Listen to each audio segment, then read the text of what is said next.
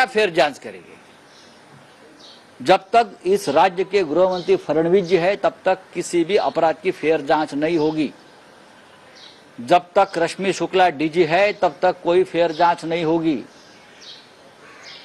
कानून उनके कोठे पे नाच रहा है, फडणवीस जी के नचाया जा रहा है, खरीदा जा रहा है, लोग कुचलकर मारे जा रहे हैं उनके गाड़ी के नीचे।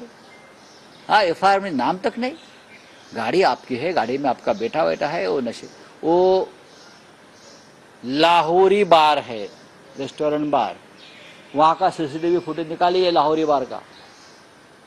वहां नशे में कौन धूता, कौन दारू पी रहे थे, नशा कर रहे थे और बाद में गाड़ी में बैठकर गाड़ी चला रहे थे, लेकिन सीसीटीवी फुटेज आप नहीं है।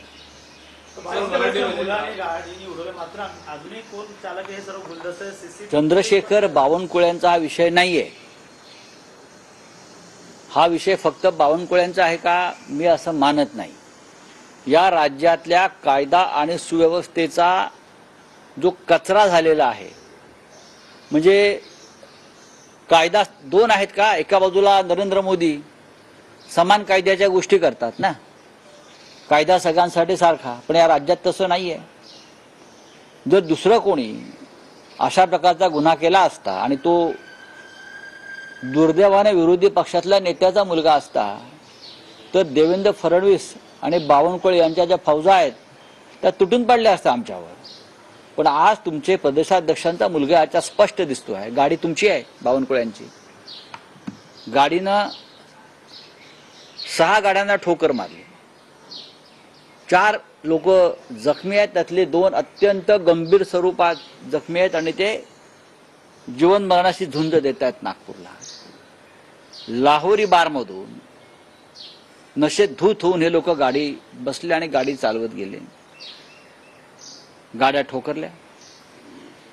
त्यानंतर 2 ठिकाणी 2 वेळा झालं, हे सीसीटीव्ही फुटेज गायब केलेले आहेत नेहमीप्रमाणेच। त्यानंतर नंबर प्लेट गाडीची काढून टाकली, पहा तुम्ही। गाडीचे मालक जर बावनकुळ्यांचे चिरंजीव का बावनकुळे आहेत, मग एफआयआर मध्ये नाव का नाही? गाडीची मालकी तुमच्याकडे आहे, मग गाडी कोण चालवत होतं? ड्रायव्हरची अदलाबदली झाली, स्वतः गाडी चालवत होते महाशय शहजादे युवराज, पण अपघात झाल्यावर ड्रायव्हरला बसवला आणि ड्रायव्हरचं नाव घेतलं।